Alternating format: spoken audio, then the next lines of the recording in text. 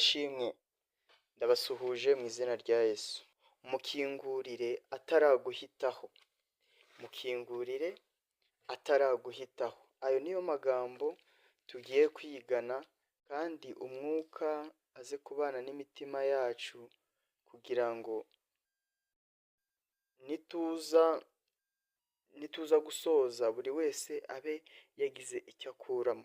Hari amagambo aboneka muri Yesaya igice cya 55 avuga ngo nk'uko ikime na shelegi biva mu ijuru bikamanuka bigatosa ubutaka ntibisubireyo, niko n'ijambo ry'Imana naryo rimeze.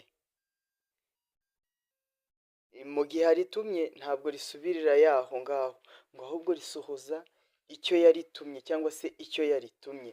Mbese ni iki ijambo ry'Imana risohoza? Ni ibintu bibiri. Icya mbere, riza rije gukiza. Iyo ridakijije umuntu rero, iyo rimuhaye agakiza akakanga, rimuciraho iteka. Ngibyo ibintu bibiri bishobora kuba byarakubayeho cyangwa se bikomeje kukubaho mu gihe cyose ukiri ku isi, mu gihe cyose ugitegera ijambo ry'Imana amatwi. Icya mbere, iyo ritakwegereje agakiza, iryo jambo rirushaho guca umworera uwutandukanya n'agakiza. Imana rero ize kubana natwe. Amagambo aravuga ngo mukingurire ataraguhitaho. Mbese waba warigeze gukomanga ahantu, ugakomanga ukabura uwagukingurira?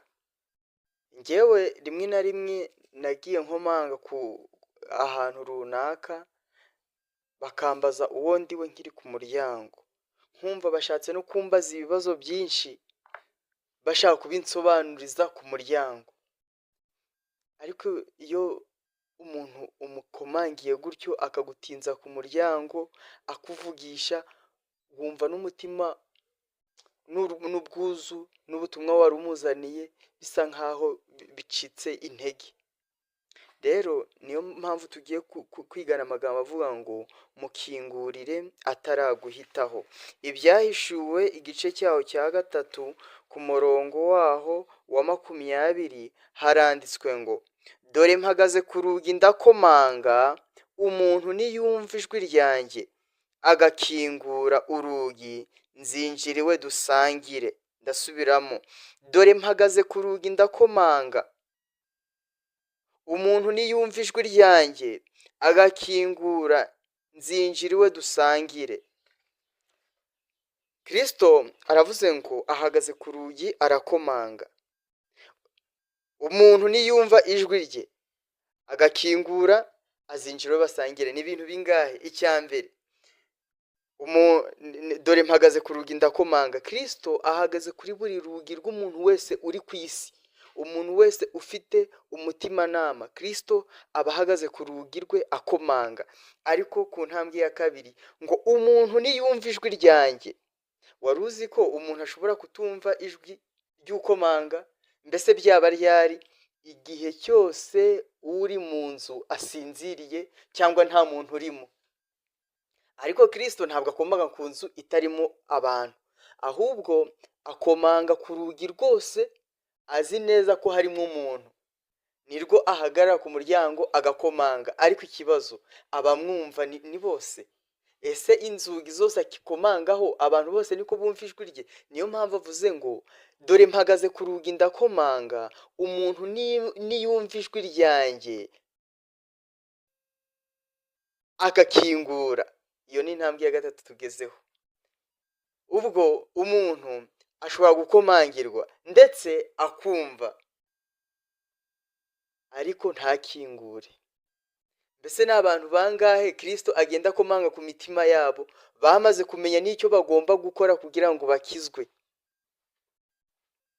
Kuko agakiza ntabwo ari ibintu Imana iterura ikuye mu ijuru ngo ibitimbure mu mutima w'umuntu.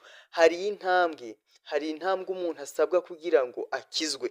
Niyo mpamvu muri Yesaya 55 hatangiza amagambo avuga ngo abafite ifeza nimuze mugure ku buntu, n'abadafite ifeza nabo nibaze bagure amata na vino ku buntu. Reka mbabaze, umuntu agura kandi ibintu ari ubuntu?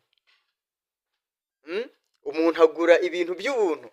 Icyo kintu ukwiriye kukibazaho cyane, ukagitindaho, kugira ngo umenye neza ko agakiza atari ibintu by'ibivejuru bigwa mu mutima w'umuntu gusa, ahubwo agakiza nyakuri hari intambwe Imana iterana n'umunyabyaha kugira ngo kamugereho. Bitabaye bityo Imana yabisa nk'igushimuse. Niyo mpamvu muri iki gice cya gatatu cy'ibyahishuwe havuga amagambo akomeye avuga ngo dore ndakugira inama ungureho. Urumva ijambo ritangira ngo ungureho, ungureho izahabu, ungureho imyambaro yera, ungureho.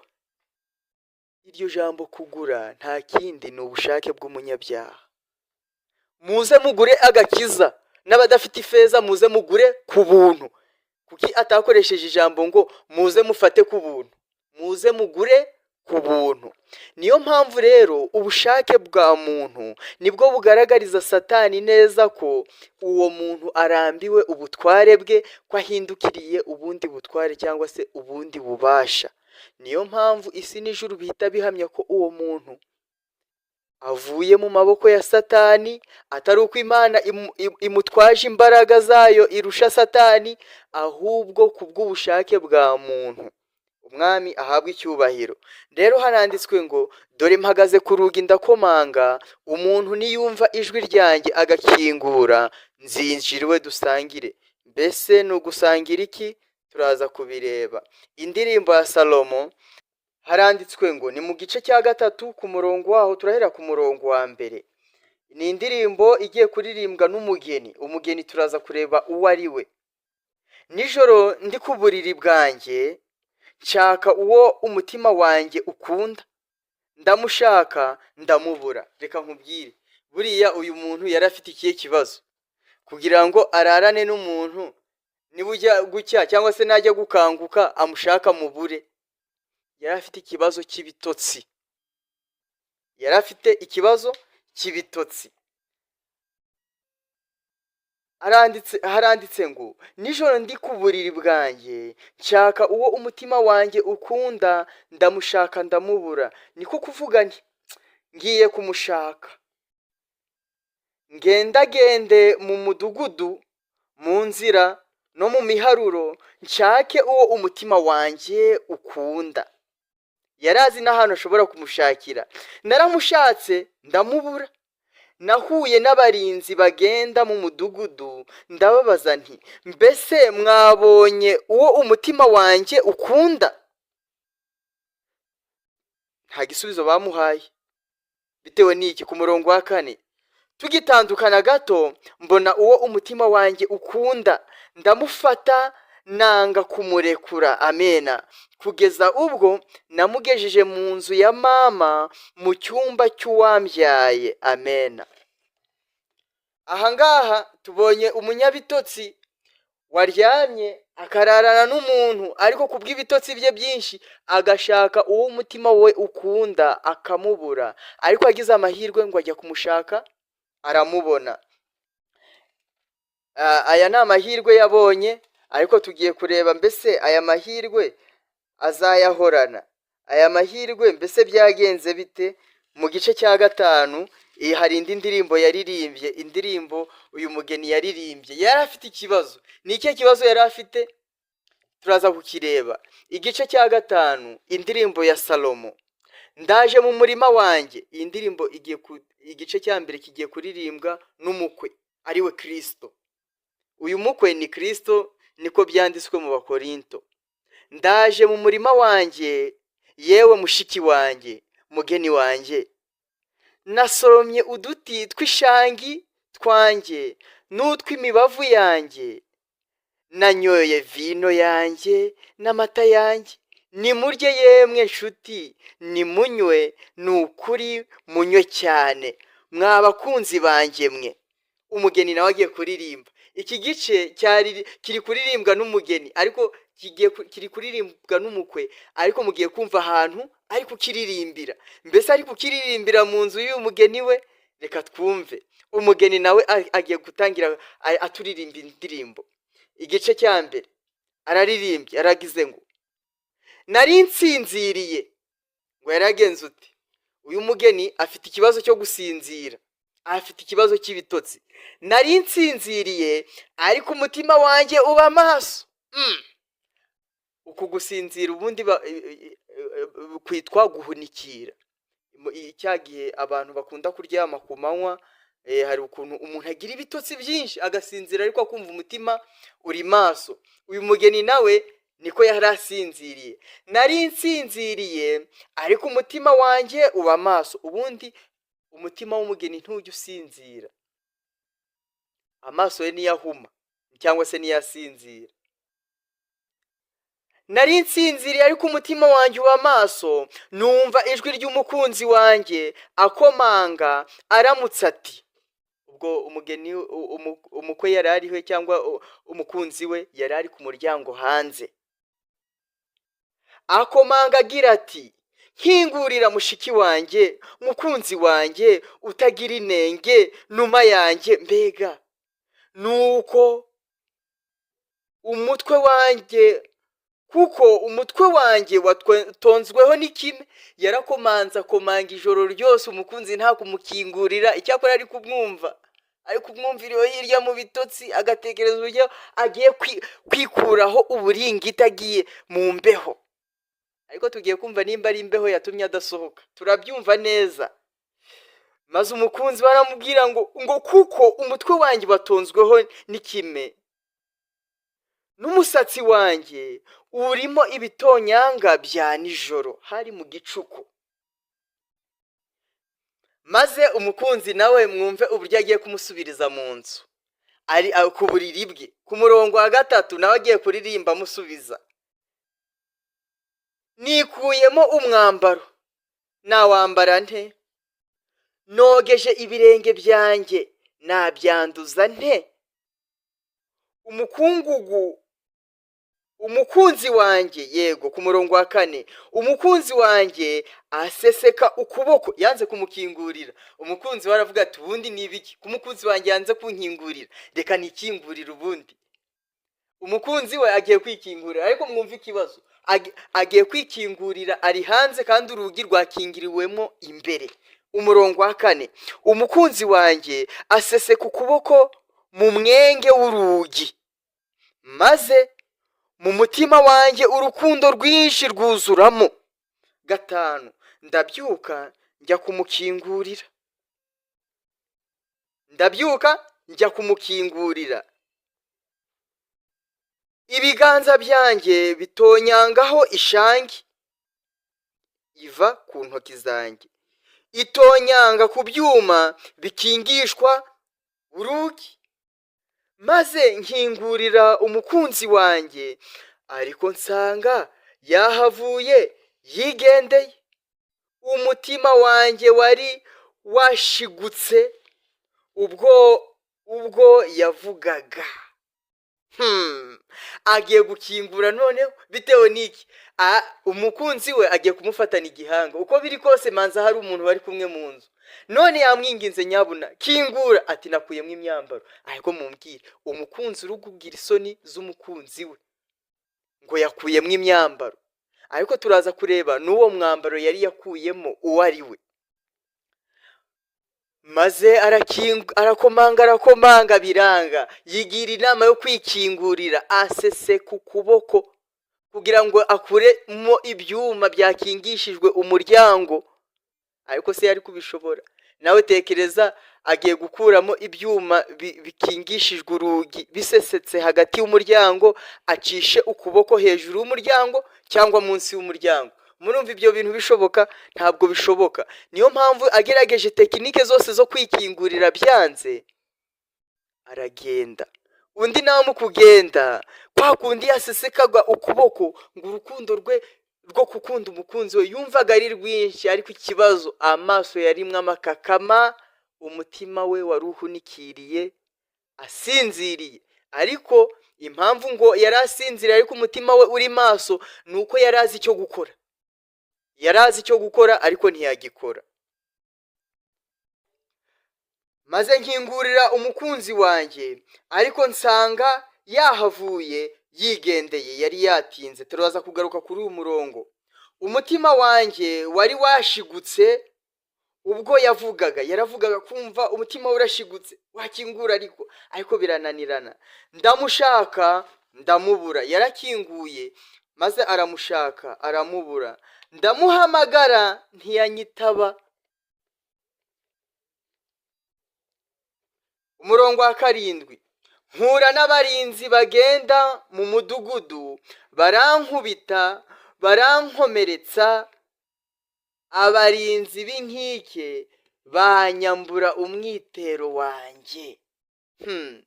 noneho sinzi uburyo yakoze udutekinike, arangije yiyambika umwitero. uwo mwitero ese muzi uwo ariwo? reka turebe Yesaya yavuzeho iki uyu mwitero bamukuyemo.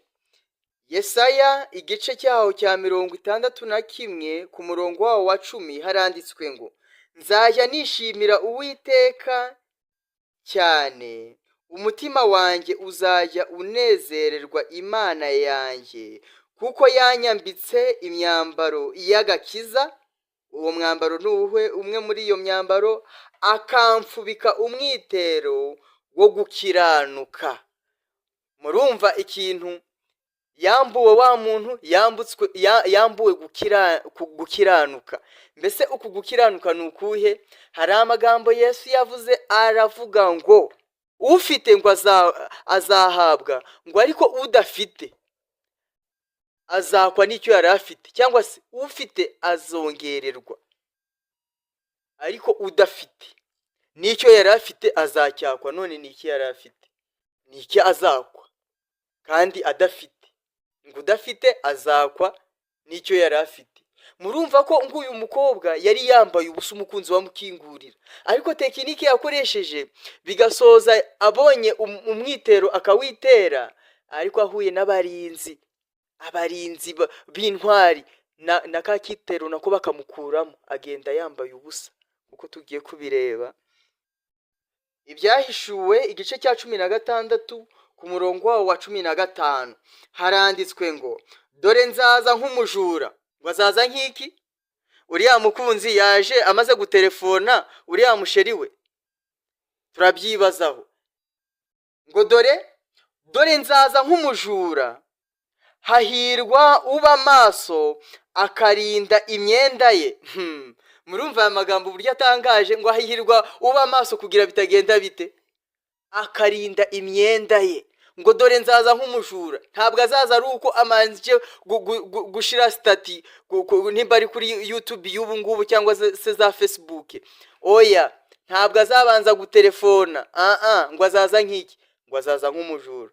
ijambo ry'Imana riravuga ngo yabaye nyirinzu yamenyaga igihe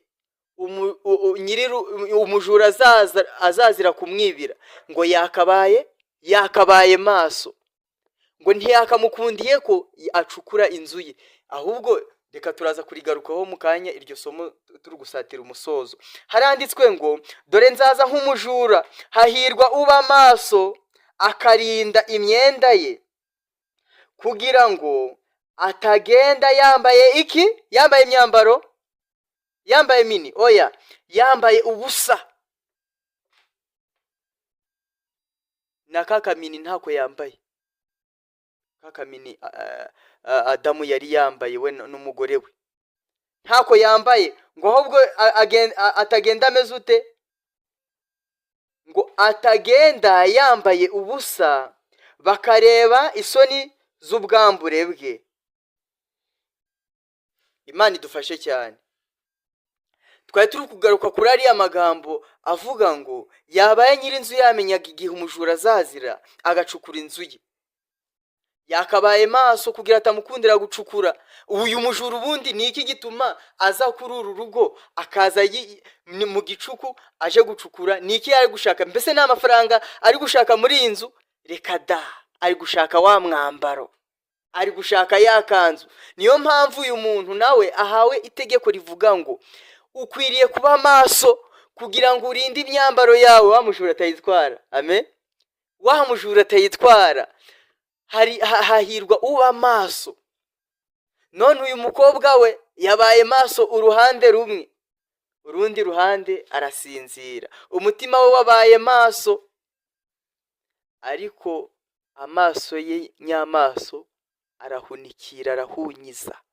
Yarazi icyo gukora, ariko kuko yarasinziriye agikora mu gihe kitari icyo gukorwa. Umwami atugirire neza cyane. Luka igice cyaho ni cya 12 ku murongo waho wa 35 haranditswe ngo, muhore mukenyeye kandi amatabaza yanyu agenza ate? Amatabaza yanyu yake. Mbese muzi ayo matabaza yariyo? Aya matabaza muri Matayo haranditswe ngo ijisho ni itabaza ry'umubiri. Iyo ijisho rireba neza ngo n'umubiri wose ureba neza. None ikibazo, aya matabaza ari kuzima. Muhore mukenyeye kandi amatabaza yanyu yake, mumere nk'abantu bategereje shebuja aho agarukira ava mu bukwe, kugira ngo ubwo azaza nakomanga bamukingurire vuba. Impamvu umuntu akwiriye guhora akenyeye kandi itabaza rye rigahora ryaka, ni ukugira ngo nihavugwa ijambo rivuga ngo umukwe araje, abantu bamukingurire vuba. Ariko ikibazo, amatabaza wenda ari kwaka, sibyo? Ariko ntabwo bari maso. Amatabaza buriya itabaza rishobora kwaka ariko usinziriye, ibyo nabyo birashoboka. Nuko bimeze rwose.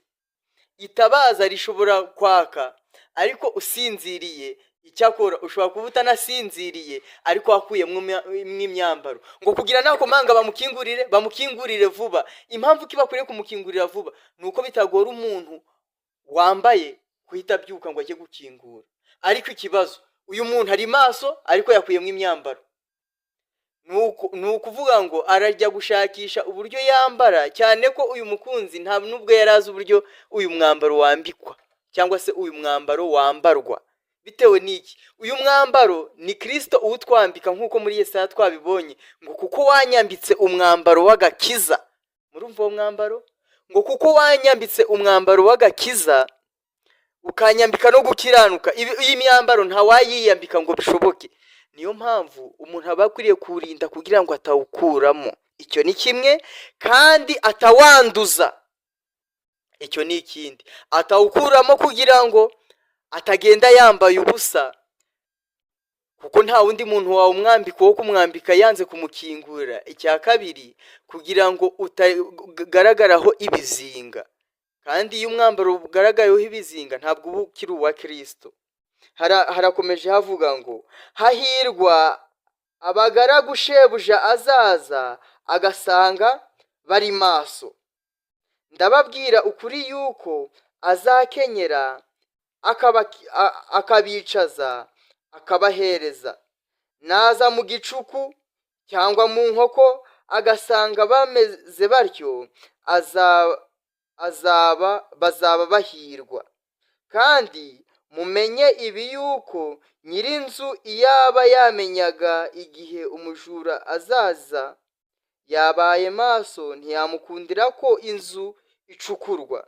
Namwe muhore mwiteguye, kuko umwana w'umuntu azaza mu gihe mutamutegereza. Umwami ahabwa icyubahiro.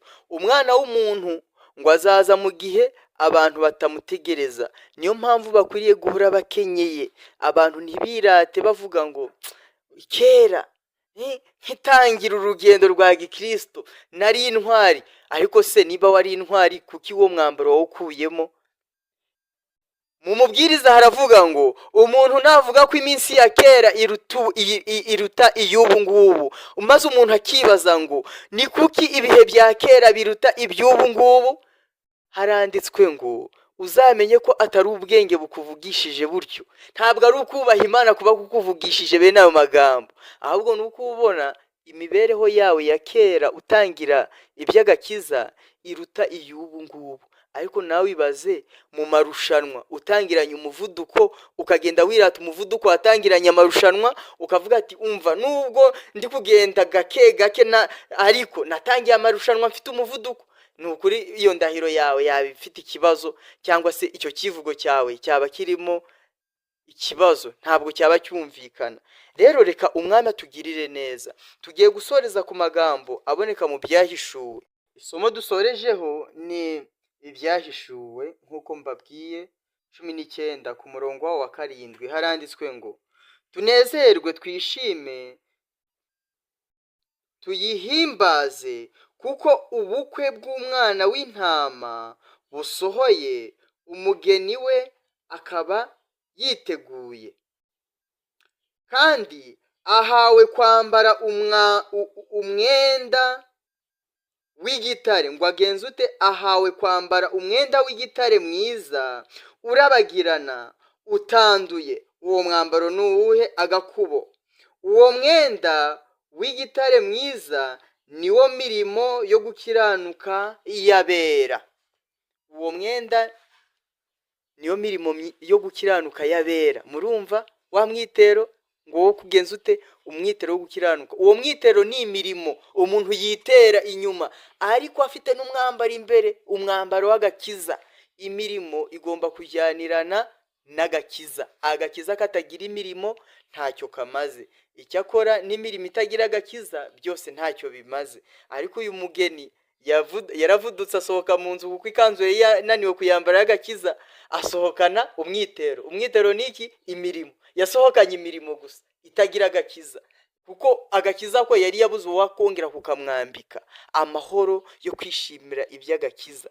Umwami atugirire neza, aduhire, aduhe umugisha, aduhereze kuba maso no gusenga kugira ngo turinde imyambaro yacu, amatara yacu ahore yaka, kandi turinda ikanzu yacu kugira ngo umujura atayiba cyangwa se ikazaho ibizinga cyangwa se tukayikuramo. Ni ibintu bitatu dukwiriye kurinda. Ni ukurinda ko umujura yacukura akayiba, ni ukurinda ko umwanzi yayanduza ikazaho ibizinga, kandi ni ukurinda ko tutayikuramo. Umwami atugirire neza mu izina rya Yesu. Reka dusenge.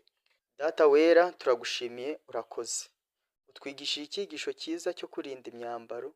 Reka twebwe n'abari aha ngaha n'abandi bazatwumva bazite kuri aya magambo yawe afite imbaraga, adukure mu byo twagize akamenyero, kuko uzaza mu gihe abantu batagutekereza kandi batagutegereje. Uduhereze kuba maso kugira ngo nuza tuzagukingurire vuba. Ubane natwe, uduhe umugisha, uhe umugisha ijambo ryawe kugira ngo ritagendera ubusa, ridasohokera ubusa. Tubigusabye mu izina rya Yesu, amen.